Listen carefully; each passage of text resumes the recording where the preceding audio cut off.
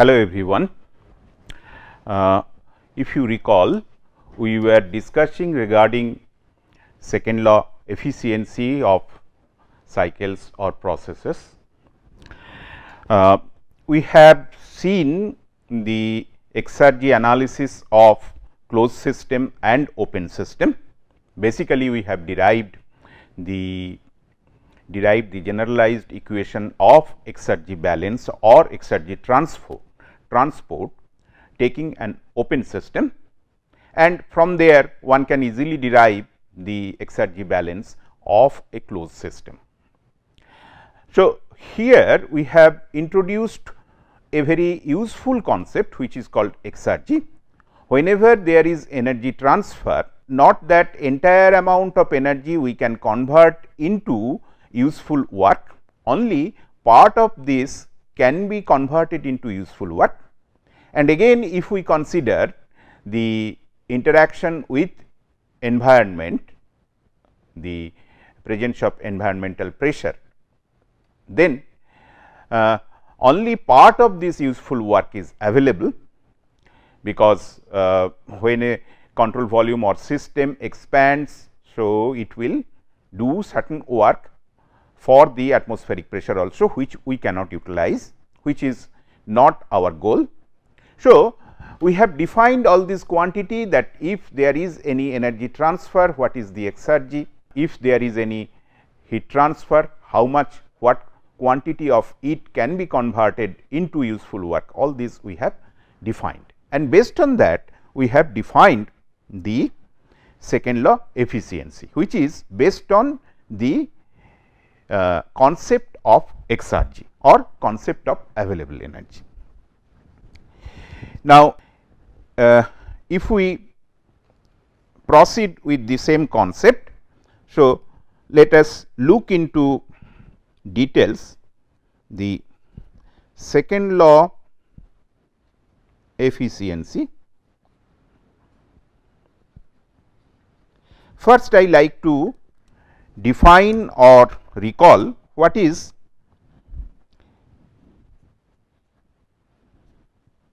exergy content of heat transfer.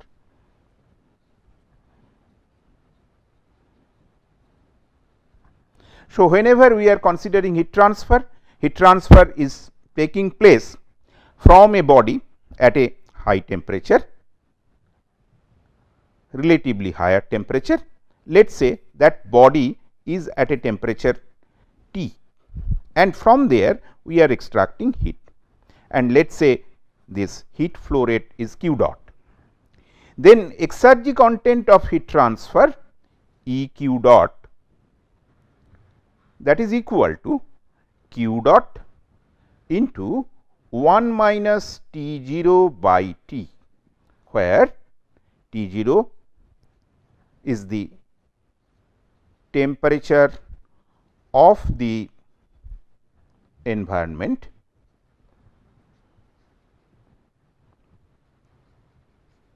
or atmosphere.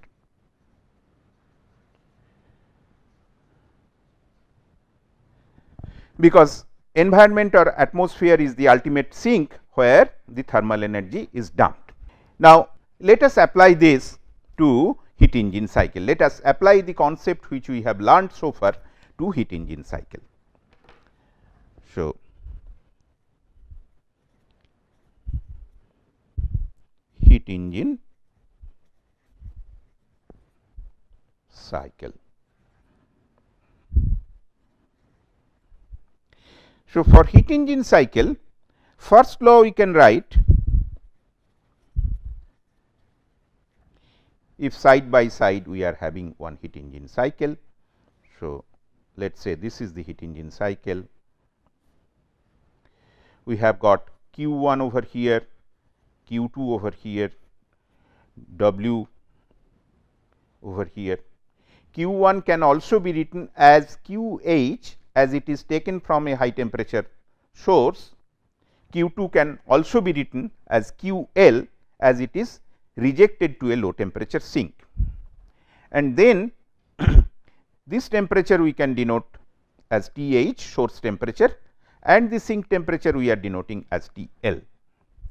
So, from first law what we can write is that QH minus QL, that is equal to W. So, this is our first law of thermodynamics. From energy balance we get this. Now, we can easily calculate what is the entropy generation during this process. S gen, the formula which we have discussed in our earlier class. So, that will be equal to QL minus QL by TL minus QH by TH, and this is a quantity which will be a non-negative quantity. So, it is greater than equal to 0. So, W lost to work, if we want to calculate, this also we have derived earlier. So, this will be EQH minus EW. So, let us say in this heat engine cycle we have got some amount of work done, and EW is the exergetic content of exergetic content of work. We are taking some thermal energy QH from a high temperature source. So, EQH is the exergetic content of the thermal energy which is taken from the high temperature source. Now, the loss to work will be the exergetic content of the high temperature source minus the exergetic content of work W. So, this can be written as, the first term can be written as QH 1 minus TL by TH, and this is simply W. Exergy of work is the work itself, there is no change. So, this is what we will get, loss to work. So, you see all the concept which we have learned in our earlier lecture, the concept of entropy generation, concept of loss to work, everything we can do it for a cycle or even for a process also we can do it. Now, let us define the second law efficiency. The second law efficiency can be defined as EW, the exergy content of work done, and then this divided by EW reversible. Basically, exergy content of the reversible work, that is what we have written here. This can be written in another form also with some algebraic manipulation. This is 1 minus TL into S gen, assuming TL is the lowest temperature available. So, that is why TL multiplied by S gen divided by EW reversible. So, you have to identify or appreciate one thing. So, EW what we have written at the numerator, that is nothing but EW reversible minus the irreversibility, that is your TL into S gen. So, that is how we have got this. So, either of these two formulae we can use and we can determine the second law efficiency. So, eta 2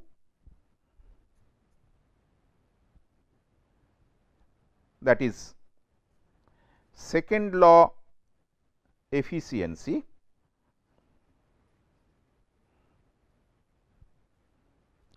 some people call it also relative efficiency or utilization factor.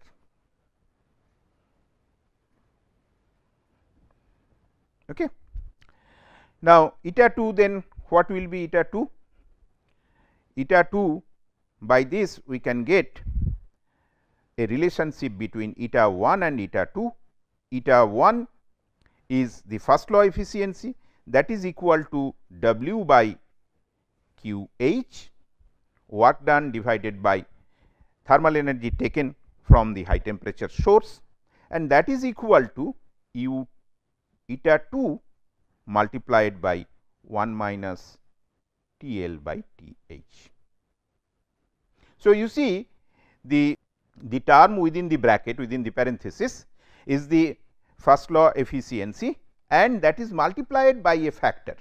So, that is why sometimes it is called relative efficiency, or it is utilization factor, because whatever we have got, that has to be multiplied with some utilization factor to know the actual utilization what is possible of the thermal energy, actual utilization of the thermal energy which is possible.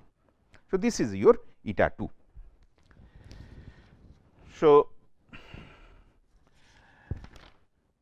we can have the perspective of both first law and second law for a heat engine.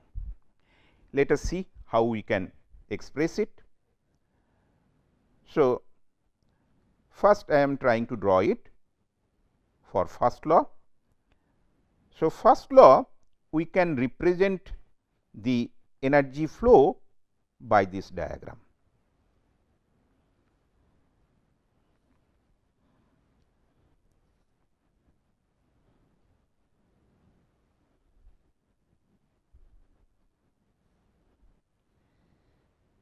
Let us say the square which I have drawn, that represents the heat engine cycle. So, at the top of it we have got T H, high temperature, at the bottom of it we have got T L, low temperature. So, this is the hot end of the heat engine cycle, this is the cold end of the heat engine cycle.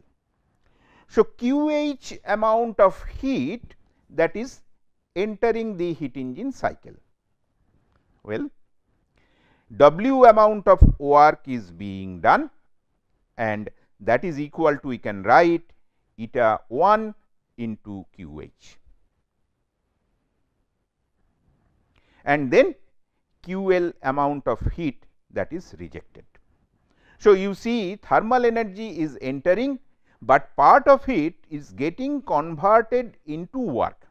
That is what is the perspective of the first law of thermodynamics. So, we can write representation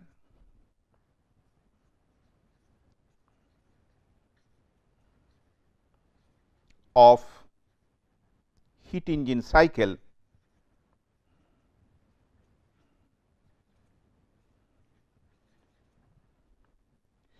according to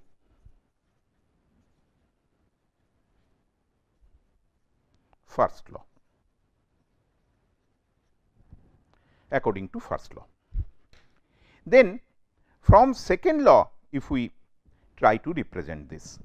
So, from second law, if we try to represent this, then it will be something like this.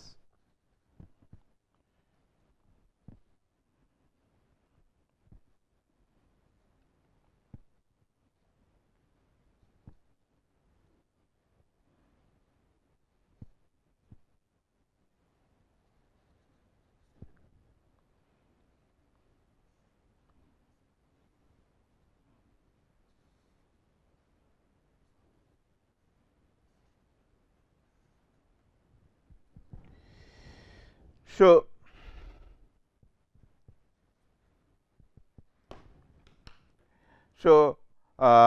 it is representation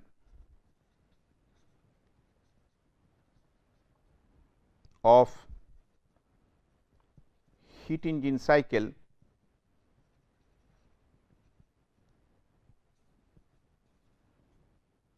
according to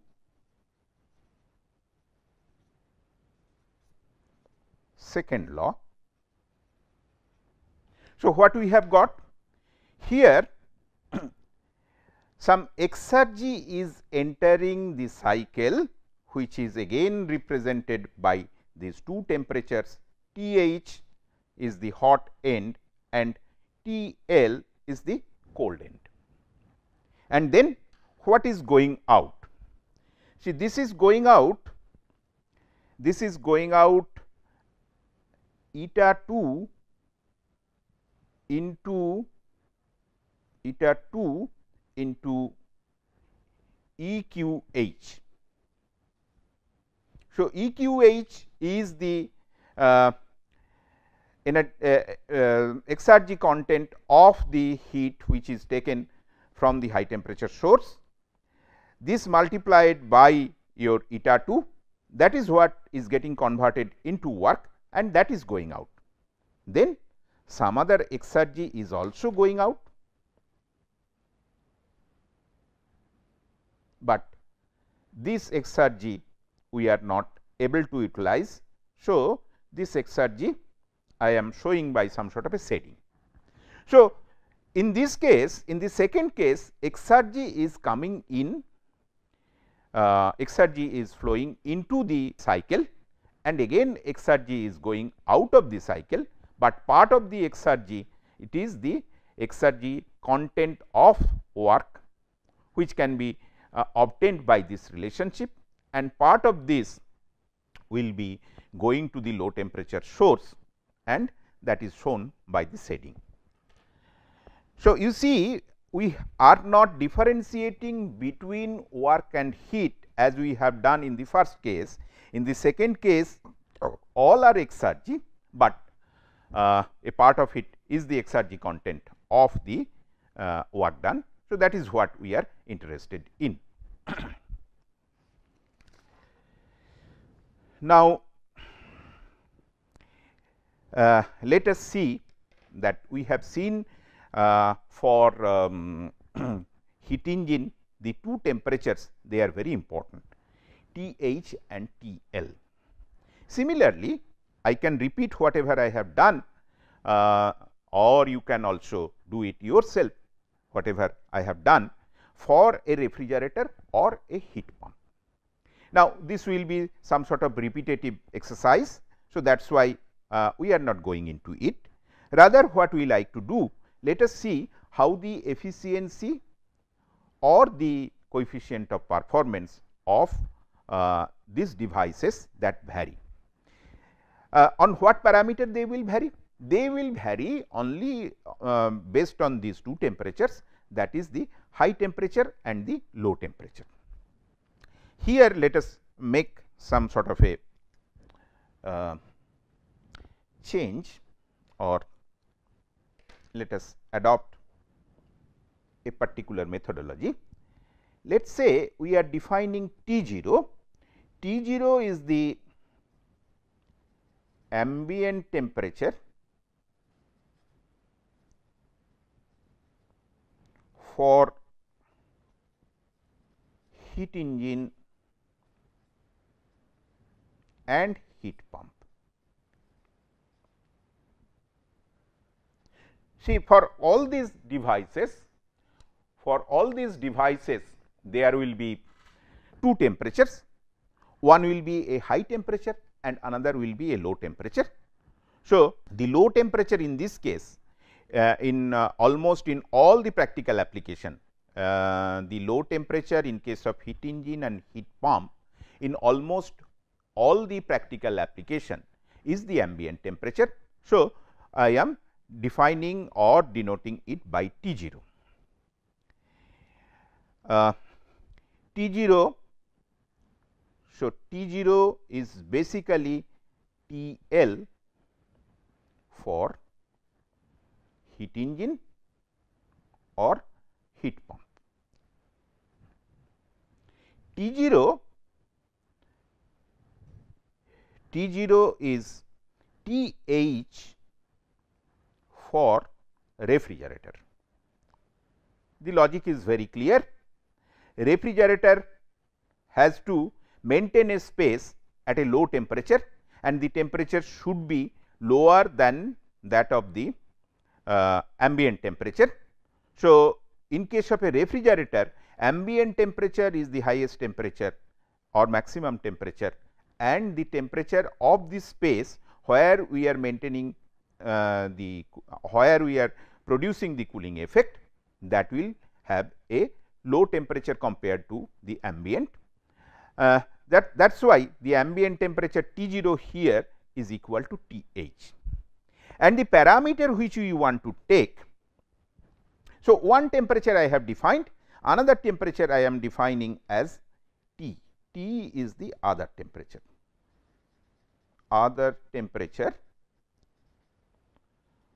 of the cycle,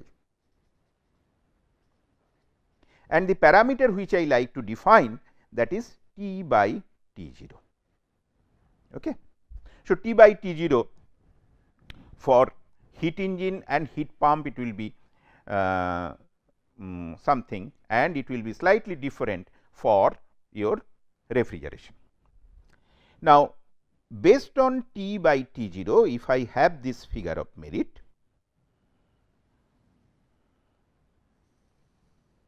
so this side let us say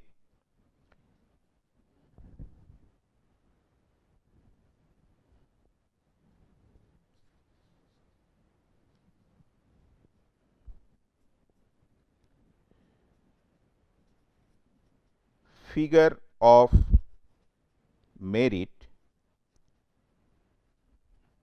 this is figure of merit, and this side the coordinate starts from 0, in this direction it increases, and this side we have got T by T 0, and we have got values like 1, 2, 3, 4, etc. Then we can have two envelopes. This is also 1.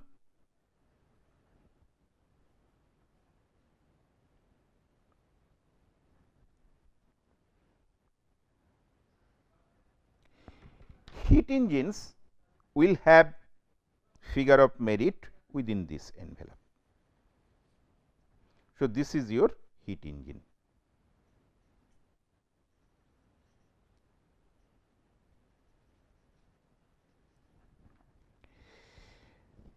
Refrigerators will have their figure of merit within this envelope.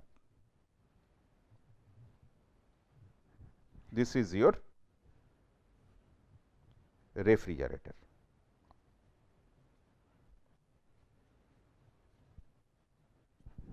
And heat pumps, they will have the figure of merit like this. So, this is your heat pump, and it is according to first law.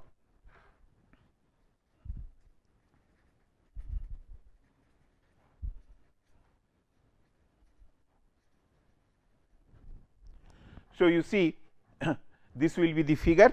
Already I have told when I have introduced heat pump, that heat pump always will have its figure of merit more than 1, and that is what we are seeing, and how it is changing with T by T 0, that also we can find out from this figure.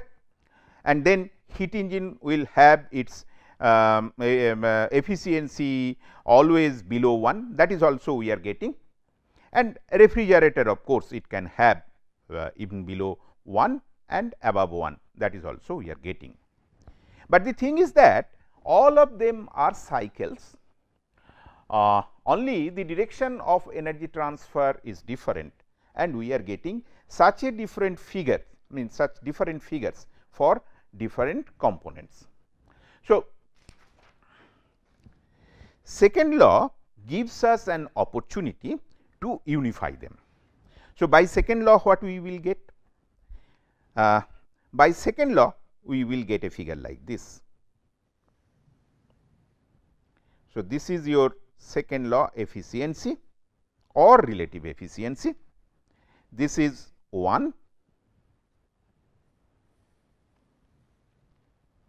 and this is 1, this is 0 of course, 2, 3, 4 and this quantity is T by T 0 as before.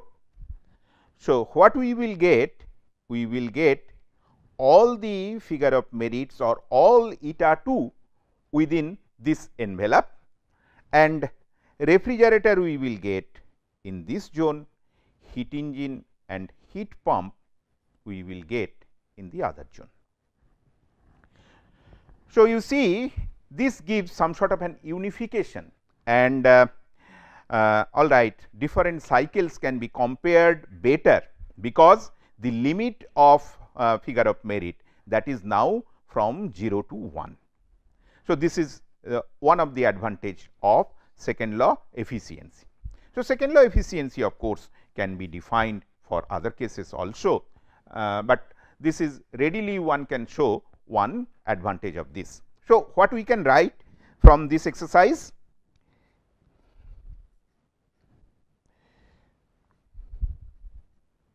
First law efficiency, that is 1 minus T L by T H for heat engine, of course, for engines, and second law efficiency, what one can write, eta 2, this is 1.0 for all the devices. What I mean to say, as for heat engine I have written this, one can write similar figures for heat pump and refrigerator, but when we adopt second law, then all the devices their figure of merit or the relative efficiency, second law efficiency, all will fall within this range 0 to 1. So, this gives a better comparison, and this also gives us knowing the absolute value of the figure of merit, whether there is any scope of improvement, how difficult will be the improvement. If the eta 2 value is, let us say, close to 0.8, we know that further improvement will be difficult. If it is 0.2, 0.3, then one can try, of course, that one can prima facie say that there is an opportunity or there is a possibility of improving this efficiency. So, this also holds good. This also holds good for waste heat recovery devices, waste heat recovery principles what we are going to adopt, and there also if we do this kind of an analysis, it will easily or it will readily give us whether there is a possibility or not. So, with this I like to conclude or end our discussion on thermodynamic principles. Now, we will go for the application of thermodynamic principle. What we are going to do in the next series of lectures, next couple of lectures, we are going to look into different cycles, particularly power cycles, heat engine cycles, and see how the thermodynamic principles can be applied, and also we like to see where we have got opportunity for waste heat recovery, how these cycles can be utilized for waste heat recovery or how these cycles can be modified for waste heat recovery. So, thank you.